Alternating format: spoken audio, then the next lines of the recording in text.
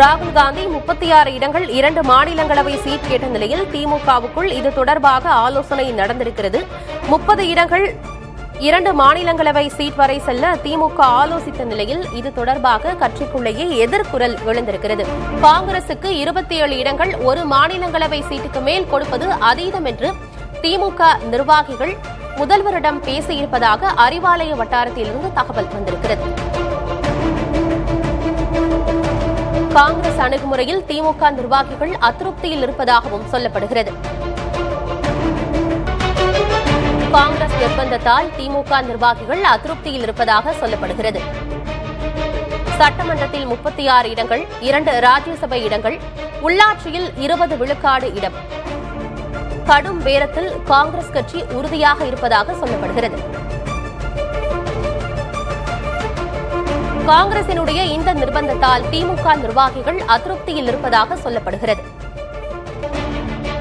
சட்டமன்ற தொகுதிகள் 36, ராஜ்யசபையில் 2 இடங்கள், உள்ளாட்சியில் 20 விழுக்காடு இடம் என கடும் பேரத்தில் உறுதியாக இருப்பதாக தெரிகிறது.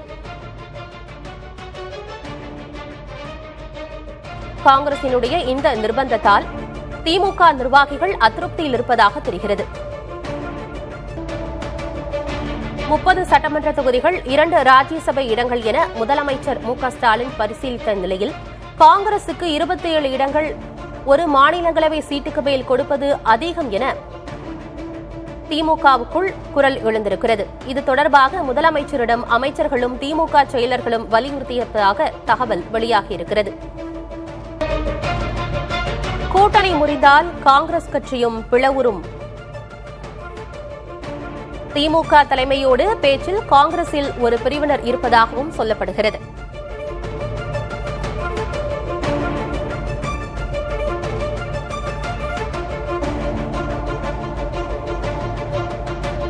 கூட்டணி முறிந்தால் காங்கிரஸ் கட்சியும் பிளவுறும் என்று அரசியல் வட்டாரத்தில் பேசப்படுகிறது. காரணம், திமுக தலைமையோடு காங்கிரஸில் ஒரு பிரிவு பேச்சில் இருக்கிறதாகவும் சொல்லப்படுகிறது. அடுத்தடுத்த நாட்கள் காங்கிரசுக்கு மிக கடுமையான நாட்களாகவே இருக்கக்கூடும் என்று சொல்லப்படுகிறது.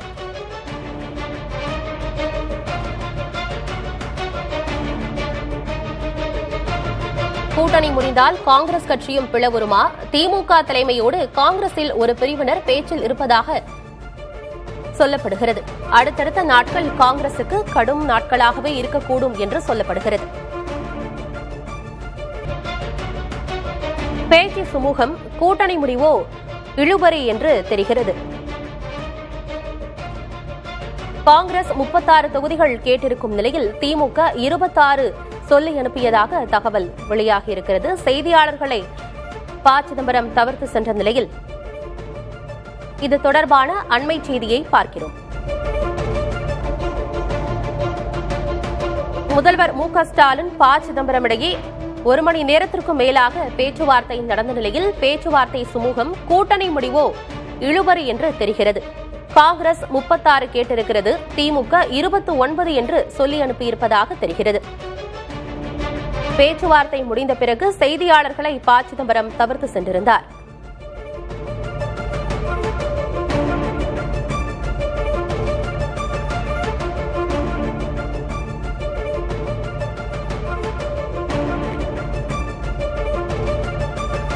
முதல்வர் ஸ்டாலின் ப. சிதம்பரம் பேச்சின் எதிரொலி.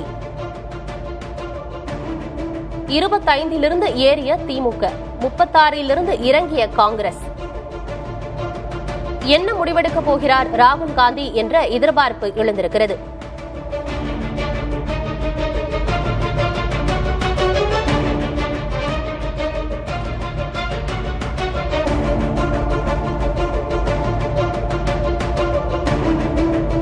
கூட்டணியை தொடரவும் விருப்பம், எண்ணிக்கையிலும் விடாப்பிடியாக இருப்பதாக தெரிகிறது.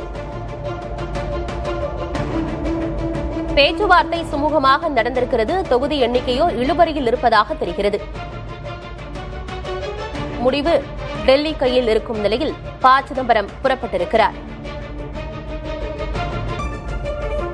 கூட்டணி முறிந்தால் காங்கிரஸ் கட்சியும் பிளவுறுமா என்ற கேள்வி எழுந்திருக்கிறது. திமுக தலைமையோடு காங்கிரஸில் ஒரு பிரிவு பேச்சில் இருப்பதாக சொல்லப்படுகிறது. அடுத்தடுத்த நாட்கள் காங்கிரசுக்கு மிக கடுமையான நாட்களாக இருக்கக்கூடும் என்று சொல்லப்படுகிறது.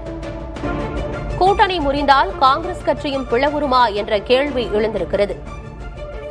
திமுக தலைமையோடு காங்கிரஸில் ஒரு பிரிவினர் பேச்சில் இருப்பதாக சொல்லப்படுகிறது. முறிவை நோக்கி செல்கிறதா திமுக காங்கிரஸ் கூட்டணி? 36 சட்டமன்ற இடங்கள், ராஜ்யசபையில் 2 இடங்கள், உள்ளாட்சியில் 20 விழுக்காடு என கடும் பேரத்தில் விடாப்பிடியாக இருக்கிறது காங்கிரஸ். 30 சட்டமன்ற இடங்கள், 2 ராஜ்யசபை சீட் என முதல்வர் பரிசீலித்திருக்கும் நிலையில் காங்கிரஸ் கட்சிக்கு 27 இடங்கள், 1 மாநிலங்களவை சீட்டுக்கு மேல் கொடுப்பது அதீதம் என திமுகவுக்குள் குரல் எழுந்திருக்கிறது. இது தொடர்பாக முதல்வர் மு.க. ஸ்டாலினிடம் அமைச்சர்களும் திமுக செயலர்களும் பேசியிருப்பதாக சொல்லப்படுகிறது. ராகுல் காந்தி 36 தொகுதிகள், 2 மாநிலங்களவை இடங்கள் கேட்ட நிலையில் திமுகவுக்குள் இது தொடர்பாக ஆலோசனை நடந்திருக்கிறது. 30 இடங்கள், 2 மாநிலங்களவை இடங்கள் வரை செல்ல திமுக ஆலோசித்த நிலையில் இதற்கு எதிர்குரல் காங்கிரஸ் திமுகவுக்குள் எழுந்திருக்கிறது. காங்கிரசுக்கு 27+1க்கு மேல் கொடுப்பது நல்லதல்ல, அது அதீதம் என்று முதல்வரிடம் அமைச்சர்களும் திமுக செயலர்களும் வலியுறுத்தியதாக சொல்லப்படுகிறது. மூத்த பத்திரிகையாளர் திரு பிரியன் இணைந்திருக்கிறார். இது குறித்து பேசுவதற்காக. சார் வணக்கம். வணக்கம். திமுக காங்கிரசுக்கு இடையே கூட்டணி தொடர்பாக, தொகுதி பங்கீடு தொடர்பாக கடும் பேரம் இருக்கிறது. காங்கிரஸ் விடாப்பிடியாக இருக்கிறது, திமுக கொஞ்சம் பரிசீலிக்கிறது. எப்படி பார்க்கறீங்க இதனுடைய போக்கு எப்படி போகுது? இல்ல, அதாவது முதல் கட்ட பேச்சுவார்த்தைக்கு அப்புறம் கிரீஷ் சோடங்கர் டெல்லியில போய் ஒரு பேட்டி கொடுத்தாரு. அதாவது இவரை ராகுல் காந்தி சந்திச்ச பிறகு ஒரு பேட்டி கொடுத்தார். திமுக எங்களுக்கு 25 சீட் தான் கொடுக்கறதா சொல்லியிருக்காங்க, நாங்க அதிகமா கேட்டிருக்கோம், அதுக்கு மேல அவங்க கொடுக்கலன்னா அடுத்த கட்டமான பேச்சுவார்த்தை தொடருவது கொஞ்சம் சந்தேகம், அதை பொறுத்து தான் இருக்கு, அவங்க கொடுக்கறத பொறுத்து தான் இருக்குன்னு சொன்னார். அந்த கட்டத்துல அந்த பேச்சுவார்த்தை அப்படியே நின்று ஒரு டெட்லாக் வந்தது, அதுல ஒரு முட்டுக்கட்டை வந்தது. அதுக்கப்புறம் எப்படி ப்ரொசீட் பண்ண போறாங்கன்னு தெரியல. அவர் சொன்ன சோடங்கர் சொன்ன விஷயம் மேலிலும் சொன்ன விஷயமா பார்க்கப்பட்டது, ராகுல் காந்தி சொன்ன விஷயமா பார்க்கப்பட்டது. அப்போ எப்படி ப்ரொசீட் பண்றது அப்படின்ற போது ராஜ்யசபா தேர்தல் வந்ததுனால 5ஆம் தேதிக்குள்ள மனு தாக்கல் பண்ணணும். ராஜ்யசபா ஒரு சீட் காங்கிரஸுக்கு கொடுத்துருக்காங்க. இப்போ இன்னைக்குள்ள அந்த கேண்டிடேட் அனௌன்ஸ் பண்ணாதான் நாளைக்கு அந்த ஃபார்மாலிட்டிஸ் எல்லாம் முடிச்சு நாளைக்கு மனு தாக்கல் பண்ண முடியும். அதனால காங்கிரஸ் ப்ரெஷர் பண்றாங்க திமுக, நீங்க சொல்லுங்க சீக்கிரம் வாங்கன்ட்டு. அதே இன்னைக்கு காலையில காங்கிரஸ் ஹைகமாண்ட்ல ஒரு மீட்டிங் போட்டிருக்காங்க. கார்கே, சோனியா, ராகுல் போட்டு இந்த மாதிரி சிதம்பரத்தை அனுப்பிச்சு பார்க்கலாம்னு சொல்லிட்டு அவர் சிதம்பரமும் ரொம்ப பார்த்துருக்காங்க. அந்த பேச்சுவார்த்தை காங்கிரஸ் கொஞ்சம் 39லேருந்து 36க்கு இறங்கி வந்திருக்காங்க. திமுக 25லேருந்து 28 வரையும் போயிருக்கிறதா சொல்றாங்க. +1 ராஜ்யசபா. ஸோ இந்த விஷயத்த காங்கிரஸ் மேலிடம் ஒப்புக்கொள்கிறதா இல்லையான்றதா முக்கியம். அது எப்படி நமக்கு தெரியும்னா, இன்னைக்கு ராத்திரியோ நாளை காலையிலக்குள்ளேயோ காங்கிரஸ் ராஜ்யசபா கேண்டிடேட் அனௌன்ஸ் பண்ணிட்டாங்கன்னா கூட்டணி தொடரும்னு ஒரு ஐடியா எடுத்துக்கலாம். நம்ம இல்ல அவங்க அனௌன்ஸ் பண்ணாத பேசாம இருக்காங்க அப்படின்னா திமுக 4 வேட்பாளர்கள் 3 வேட்பாளர் திமுக அனௌன்ஸ் பண்ணிட்டாங்கன்னா கூட்டணி முடிஞ்சதுன்னு எடுத்துக்கலாம். ஸோ நாளை காலையிலேயே வெயிட் பண்ணணும், காங்கிரஸ் வேட்பாளர் அனௌன்ஸ் பண்றதா பார்க்கணும். அனௌன்ஸ் பண்ணினாங்கன்னா அந்த திமுக கொடுக்குற தொகுதிகள் அவங்க ஒப்புக்கொள்றாங்கன்னு நம்ம எடுத்துக்கலாம்.